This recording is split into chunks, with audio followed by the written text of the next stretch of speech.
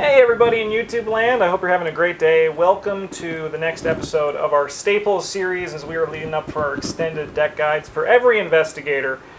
And then, there's going to be a new expansion, and then, we're going to be like, what about the Edge of the Earth cards? And we're going to be like, I don't know, we'll figure it out, None of them are good. Yeah, don't play any of them. They're all bad. But we're down to Mystic Staples. So this is going to be a fun episode. If you think we've missed any, I don't think... You're wrong. Yeah, honestly, I think we've nailed it. This list is very concise.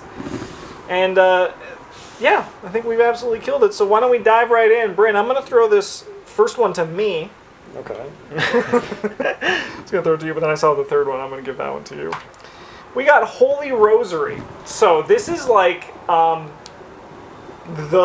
Mystic card, and it was for a very long time. Like St. Hubert's Key is another one. And then there's the new Crystal Pendulum. But really, like, none of them hold, like, that ubiquitous level that Holy Rosary does. It gives you +1 brain, which is super important for, mystics, because your brain is your everything. It doesn't cost much. 2 resources is really nice and cheap. And the other thing it does is it soaks horror for you, which matters for a lot of your cards and effects. Some that we're going to see in this very staple list causes you horror damage.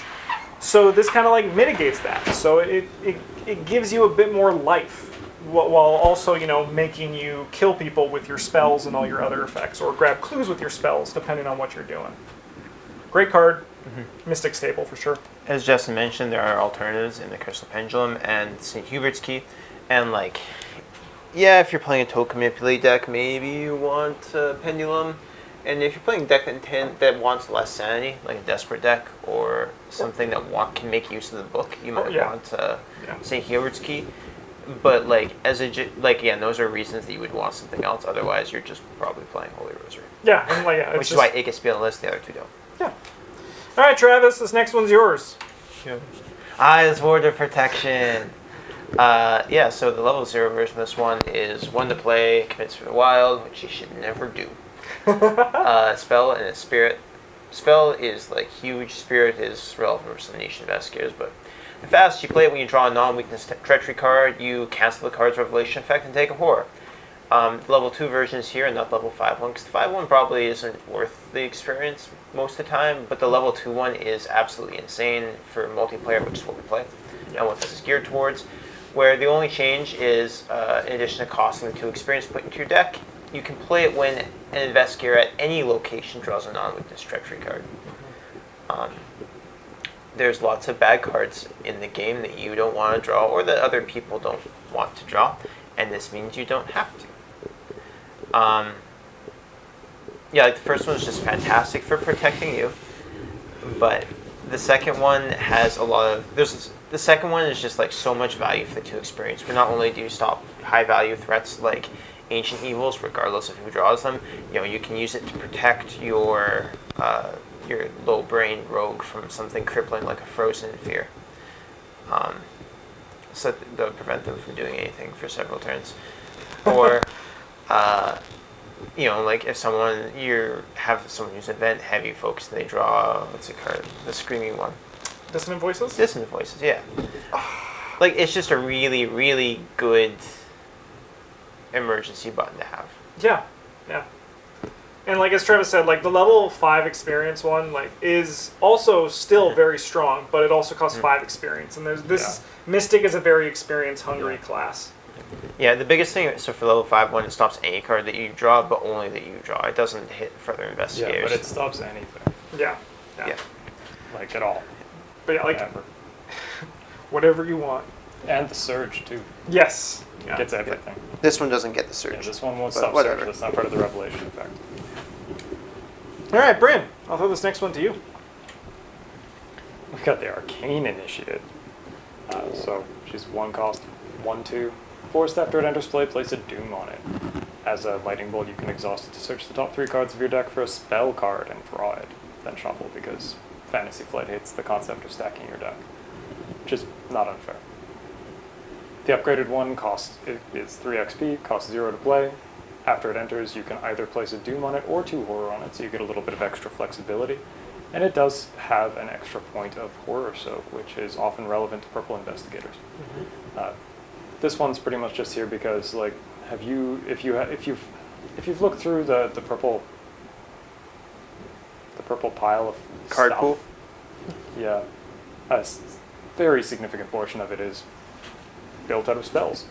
No matter what you want to be doing, all of it. There's a spell that does the thing you're trying to do. There's actually probably like 6 or 7 different spells that do the thing you're trying to do. And Arcane Initiate just lets you pick up some extra ones for free. Yeah. This card's also an important part of the Mystic economy, where they don't actually have a lot of options to draw cards. Like, you kind of have Scroll of Prophecy, Yep. and that's like That's like kind of That's like it. Yeah. Yeah. Wow. But yeah, placing Doom on it is not a problem. Yeah. Yeah, even if you intend to have an ally in play, you Yeah. should play this in your deck. You just plop into play, you draw 3-4 cards off it, and then throw it away. Yeah, if you get your other ally first, it commits for a brain. Yeah. So you know, That is the stat. whatever. That's the stat. It's the one. Yeah. Sweet. All right. What's up next? We got Delve Too Deep. This one's great. So, in player order, each investigator draws 1 card from the top of the encounter deck, then add Delve Too Deep to the victory display. As I said earlier, Mystics are a very experience-hungry class. They gobble it up. They're like, oh, give me that. It's so tasty. So this card is, how you can get even more experience to buy your expensive cards. It sounds scary when you're just starting out. Like, why would I want to draw the top card of the encounter deck? But my advice with Delve Too Deep, and this is something that we have eventually come to play it as, is like, on the last turn, when you're about to resign, just play your Delve Too Deeps then. Just keep them locked and loaded and ready to go. And then, like, it's not even a problem. You can just play them, and then, like, even if, like, other players could, like, resign before and you're the last one standing, just play them and then go. And then you only draw, like, drawing 1 encounter card for 1 victory. You're drawing encounter cards every turn just to play the game, right? So, like, this is, like, it's nothing. Yeah, it's like you draw a victory enemy, but you don't have to kill him. Yeah, yeah. Just straight to the victory display. Yeah, I'm not saying that I would take a trauma for a victory every time, because I wouldn't, but I would risk it every time, like, 20% I mean, like, of the we've time, taken a lot of 20% of the trauma for time. victory. Yeah. Yeah. Not just because Yeah. of this card. Sweet. Many times. All right, Travis, this one's for you. This is Uncage the Soul. This is the, like, quintessential Mystic economy card. It's a 0-cost event that commits for 2 brains, so it's guts. You do a guts counter? It's a spirit for whatever that's worth, Calvin. And you have to play a spell or ritual card from your hand, reducing its resource cost by 3. So it's like an emergency cache. With the downside, you don't actually get the resources to use on other things, but the upside that it bundles the action to play the card you want to play into the same card. And also the upside that it actually has fantastic symbols on it. It does have like a downside to it where you're actually playing the Uncage the Soul and not the other cards. So if you're trying to play a fight event with it or an evade event, you will have to take an attack of opportunity to use Uncage the Soul to play it. You also cannot use Uncage the Soul to play fast cards with a timing restriction, such as like a Ward of Protection or a Hand of Fate, that kind of stuff. But yeah, no, it's not too good. It's just like slightly above average at everything it does, and it comes together to make a great card. Yeah. Yeah, it's mostly just better than Emergency Cache. Yeah. Mostly. It's even got great art. It's just Oh, yeah. great to look at in your hands. Great art. Yeah, so when you're like, when you draw it late and you're like, it's okay, it's still a guts, and I gotta hang out with this like lady who's going freaking nuts. Yeah. Yeah. All right, Bryn, this one is you. We got Arcane Research. This one's a permanent. When you purchase it, you suffer 1 mental trauma. If you've noticed the assets we've seen so far, most of them can take brain damage. Mental trauma is not such a big deal. After each scenario of a campaign, you get to reduce the experience cost of the first spell card you upgrade before the next scenario by 1. And you can buy 2 of these. Why not? Yeah, you should. Yeah. Should. The only time it's not good. It's like if you don't intend to upgrade spell cards because you're doing something strange. Yeah. Or alternatively, there are some purple investigators who have lower brain scores, or like lower sanity totals, where starting the game with 2 trauma can be a little rough. Yeah. Even then, there's enough soak that most of the time it's worth it for them still. Yeah. It's just a question of whether you want to throw your deck out, like your deck construction out that much to offset the sanity loss. Well, it depends who you're playing, right? Like, if you're already just playing Holy Rosary and Arcane Initiate, it's kind of like, it's already there.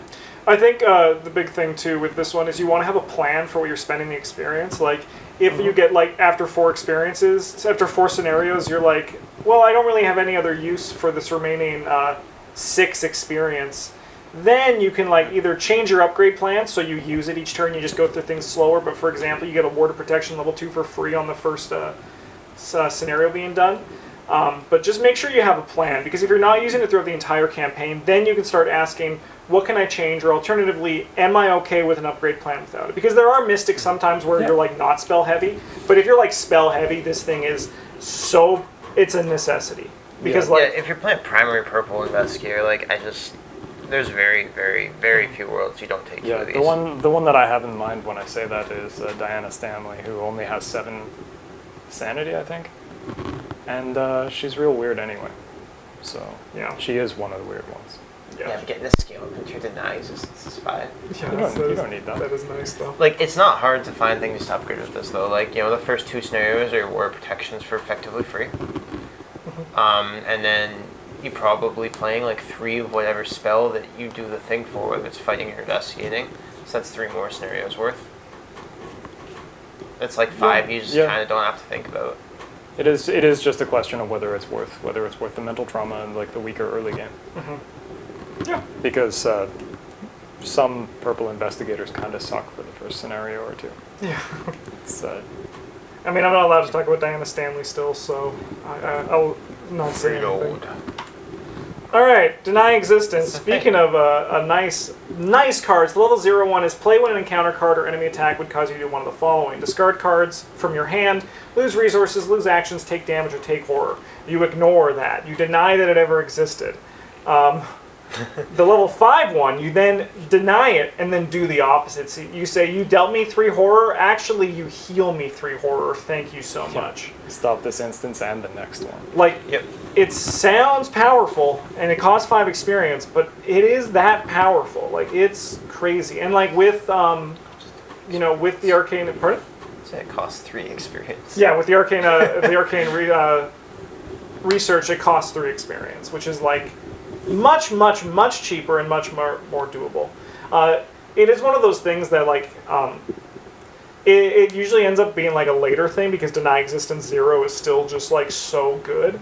But then when you get those 5s, you're going to just feel powerful. You get to say no to the game, and then also, like, level 0, but then the yes one, you can say, like, opposite of no. You can say, yes, but actually positive. Yeah, like, Deny Existence level 5 doesn't usually, like, help you win the game. It just stops you from losing super hard. Like, just stonewalls the game. Yeah. So, like, you need cards that let you actually, like, progress your win plan before this, but, like, once you have it, the game just can never catch up, usually. Also, something with to be aware of is that this works for something like Sister Mary's Weakness, because when you draw your weakness from your deck, it becomes an encounter card, which... Wild. Yeah. I think that interaction shouldn't exist, but... I also kind of do. It's, just food for thought, just something to be aware of. If you're building Sister Mary, you want your Deny Existence, and you want to hold one for your thing, assuming you're, not taking advantage of those blessed tokens. Does that mean someone could Ward of Protection, like, abandon the one? No, Ward of Protection says non-weakness. This one doesn't specify. Yeah. Interesting choice. Yeah. Also, Ward of Protection, abandon alone is just, like, half effectiveness, but you get to discard a card. You also have to remove your discard from the game. That's not important. It really is, though. Alright, whose is this one? This one's Travis. Okay. This is Promise of Power. This is from the new Innsmouth Conspiracy Deluxe box. It's a skill, it's practice, and cursed for... That's worth nothing, but practice is worth something. Currently. Yeah. It commits for 4 wild tokens, and if you think that's a lot, it's because it is. After you commit Promise Power to a test, you have to add 1 curse token to the Chaos bag, and if you can't, you take 2 horror instead.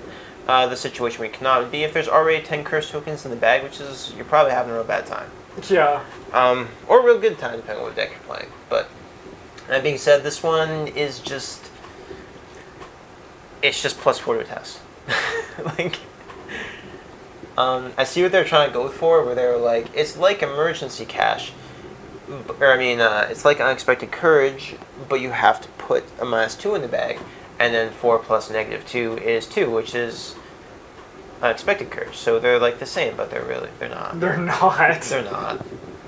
This is so much better than, you have to try really, really hard to keep me from, like, all the other cards we've talked about up to this point are like they're a little bit contingent on you playing spells, which, you know, like 90%, 95% Mystic decks are going to, but some of the off-color Mystics might not, right? But if you can play Promise of Power, you should. Yeah. Like, yeah. And it's like, that good. And like, I have never even gotten close to the take 2 horror instead. And like, because we've been in that situation once, I think. Yeah. And the Innsmouth conspiracy for the game was like put 10 yes. tokens into the So like, bag. apart from those like slim things or someone building curses, like you're just gonna like, and even then, like, honestly, most of the time you can just like wait a turn until someone draws a curse token. Yeah. Because with 10, someone's going to, and then just don't take the 2 horror.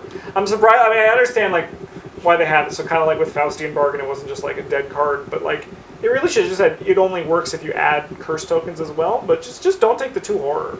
Yeah, like, this one really should have committed for 3 wild. Oh yeah. But I'll tell you So what, good. I'm gonna enjoy it and play it because it's like, you know, bonkers. So good. All right, Bryn. Knife Hands. Oh, sick. Alright, so Knife Hands is a 2-costed event that is a spell. It commits for a brain or a punch because those are the relevant things that it does. You fight, you get to add your brain value to your skill value for this attack. Immediately before this attack, you may engage the attacked enemy. This attack deals +1 damage or +2 damage instead if the enemy is non-elite. A lot of enemies in the game are made difficult by having 3 health, especially in the first half of a campaign, because you know, unupgraded weapons do 2 damage. Some of them don't do 2 damage, but I don't really consider those to be weapons. So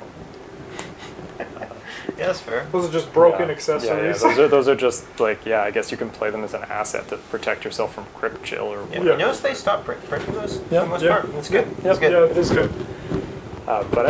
This card's just strong. If your punch value plus your brain value is less than 6, you probably do not want to be playing this card. However, there are not very many purple investigators who are like that. It's There not is, hard like, to get to that There is point. like one. Yeah. There's one. Yeah. But she also gets to play this for free if she wants to. I guess also Diana technically.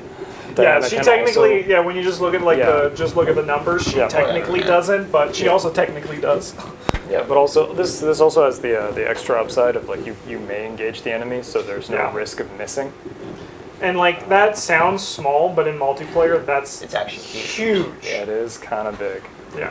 So nothing feels worse Yeah. than just gutting your Seeker for 3 damage, and they still have the enemy, and you don't have your one-shot spell anymore. You're like, huh. You're on your own. Sorry, man. Sorry, I guess I'll go do something else. Yeah. Good luck. In my head, it's always Min who gets punched by the big spells, and I think that's just She does because. come across as kind Yeah. of bullyable. Yeah.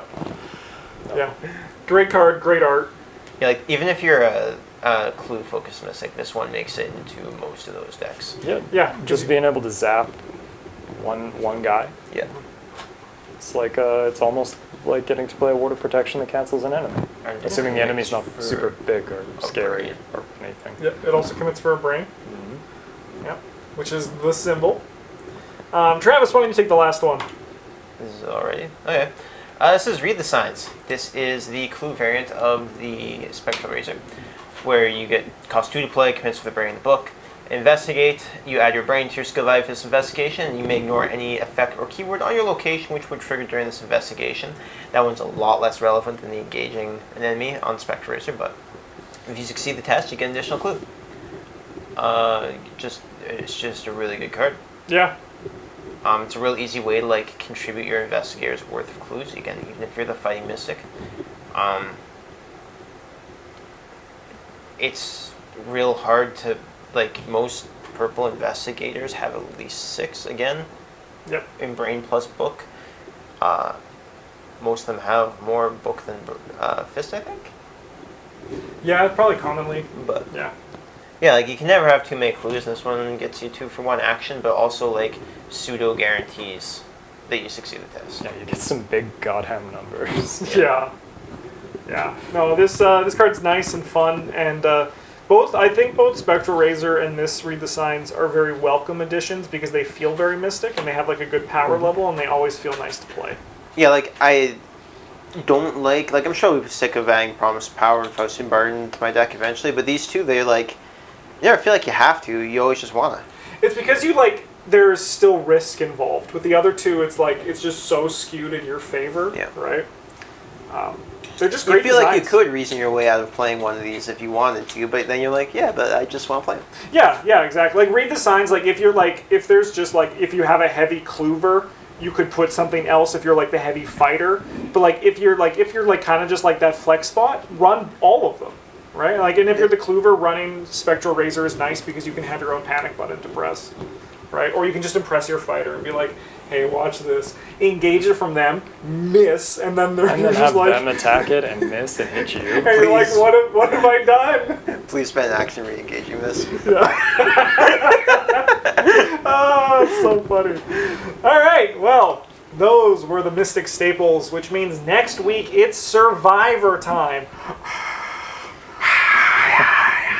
Oh man, Survivor's a weird one where it's And after that, you guys get like real guides. well, neutrals. We're gonna do neutrals. Oh, neutrals, too. yeah, okay. Neutrals. And Yeah, then, okay. And then real guides. So they're coming. They're only a few weeks away. Thanks for watching, everybody. Have a good one. And as always, GG's.